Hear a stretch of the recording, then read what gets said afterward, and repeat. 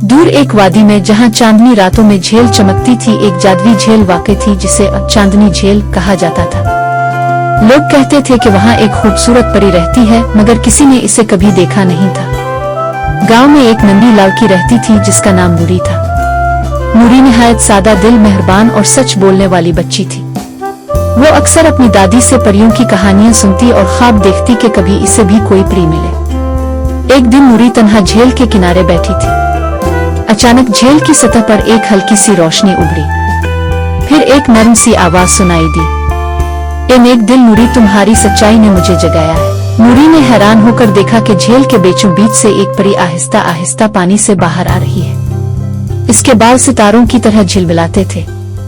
परी ने मुस्कुराकर कहा, मैं चांदनी झील की राजदार परी हूँ और सिर्फ सच्चे दिल वालों को ही नजर आती हूँ। तुम्हारा दिल पाक है, इसलिए मैं तुम्हारे सामने आई हूँ। नूरी की खुशी की इंतहा न रही। परी ने इसे बताया कि झील में एक जादुई राज छुपा है जो सिर्फ इस शख्स को मिलता है जो बगैर किसी लालच के दूसरों की मदद करता है। चंद दिन बाद गांव में कहत पड़ गया, पानी खुश्क होने लगा।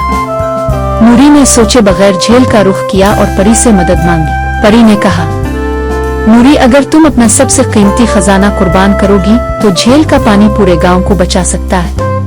नूरी ने बगैर सोचे समझे अपना वाहिद सोने का कड़ा जो इसे माँ की याद दिलाता था झील में डाल दिया। अगले ही लम्हे झील से रोशनी निकली और पानी पूरे गांव की तरफ बहने लगा। खेत हरे हो गए, प्यास बुझ गई और सब खुशहाल हो गए। परी दोबारा नमूदार हुई। तुमने कुर्बानी दी और सच्चाई से मोहब्बत की।